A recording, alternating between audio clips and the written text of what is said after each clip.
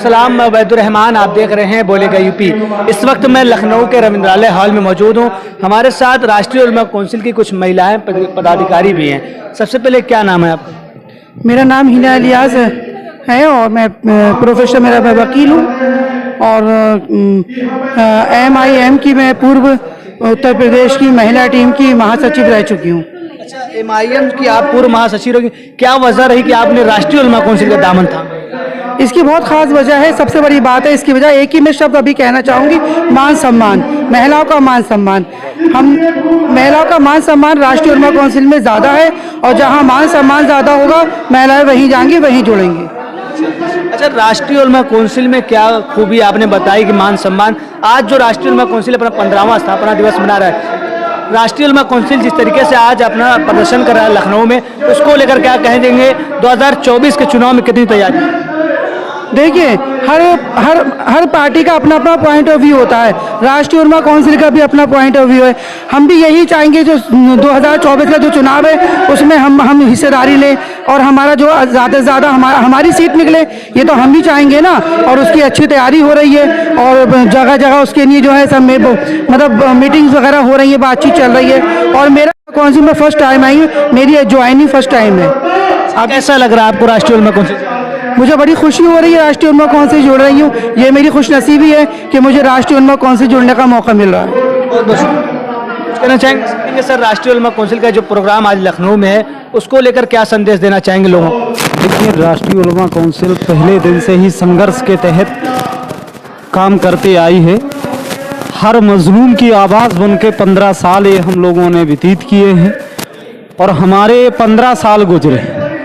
आगे आने वाले समय में जो हम ये 15 साल में हम लोगों ने राजनीति के उतार चढ़ाव को देखा है, राजनीति को समझा है, देश के हक और हुकूक की हम लोगों ने बात को अपने लोगों के साथ मिलकर मुद्दों को उठाया और कई जगह पर अपने मुद्दों पर हम लोग अटल रहे और उस पर हम लोगों ने न्याय भी पाया। और इंशाअल्लाह जो आगे आने वाला दौर है, चाहे वो 24 हो चाहे 27 हो, हम लोग मजबूती के साथ अब आएंगे। आप लोग प्रोग्राम में आए हैं, क्या संदेश देना चाहेंगे आप अपने ज़िले के लोगों को लेकर? और राष्ट्रीय उलमा काउंसिल 2024 में किस तरीके से प्रदर्शन करेगी? वहीं मुसलमानों की हिस्सेदारी को लेकर क्या सोचती है राष्ट्रीय उलमा काउंसिल? देखिए, सबसे पहले मैं आप मीडिया बंधुओं का धन्यवाद व्यक्त करता हूं। और जो राष्ट्रीय उलमा काउंसिल है, इसमें मैंने रिसेंटली ज्वाइन ली है, लमसम 1 साल हुआ है। इससे पहले मैं AIMIM में था, जिसके प्रदेश अध्यक्ष इस समय शौकत अली है। मैं इस पार्टी में हुआ करता था, लेकिन इस पार्टी ने सिवाय मुस्लिम वर्ग को लूटने के अलावा और कोई काम नहीं किया। लेकिन दिखाया तो ये प्रेजेंटेशन तो ये की कि हम मुसलमानों के हित के लिए बात करते हैं। हम ये नहीं कहते कि आप मुसलमानों के हित के लिए बात करिए। हमारा कहना यह था कि हर वर्ग के लिए आप बात करिए, हिंदू हो, मुस्लिम हो, सिख हो, ईसाई हो, किसी भी वर्ग का आदमी हो, उसकी आप मदद करें। लेकिन ये सिर्फ कौम का ढोल पीटते रहे और पीटने के नाम पर इन्होंने खूब ढोल पीटा। और पीटने के बाद में जब विधानसभा इलेक्शन आया तो इन्होंने हर विधानसभा से 10-10 लाख रुपए वसूले और वसूलने के बाद में अपना वोट बैंक जो था जीरो, जो खुद का प्रदेश अध्यक्ष था उसने भी इलेक्शन लड़ा, ऐसा नहीं है, शौकत अली ने भी इलेक्शन लड़ा। प्रदेश अध्यक्ष होने के बाद में 1500 वोट लेके वो बंदा आता है जो कि एक पार्षद उससे ऊपर वोट ले आता है। तो आप स्थिति समझ सकते हैं कि MIM की स्थिति आज के टाइम में क्या चल रही है।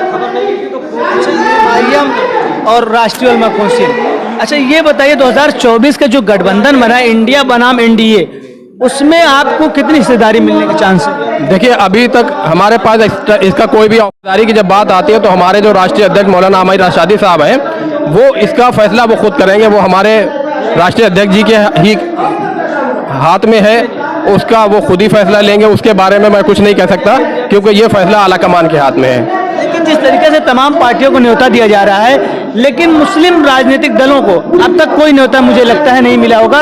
एक आध मिला होगा कश्मीर में किसी को, लेकिन उत्तर प्रदेश में तो किसी को नहीं मिला। उस चीज़ को क्या? देखिए, मुस्लिम जो वोट बैंक है, वो मुस्लिम वोट बैंक का मामला ऐसा है, जब चुनाव आता है तो सारी पार्टीज सेकुलर हो जाती हैं कि हम आपके हित के लिए बोलेंगे और हित के लिए लड़ेंगे। लेकिन जो फैक्ट है वो ये है, असलियत जो है वो ये है कि मुसलमान एक बिरयानी में जो काली मिर्च होती है उसकी तरह है। उसने टेस्ट तो बिरयानी में दे दिया, बट अब आप बिरयानी खा रहे हैं तो काली मिर्च नहीं खाएंगे। अब आप काली मिर्च निकाल के फेंक देंगे। आपने टेस्ट ले लिया, इलेक्शन जीत लिया और बाय बाय कर दिया। ये आज की राजनीति है और अगर ऐसे ही चलता रहा तो शुक्रिया। Thank you.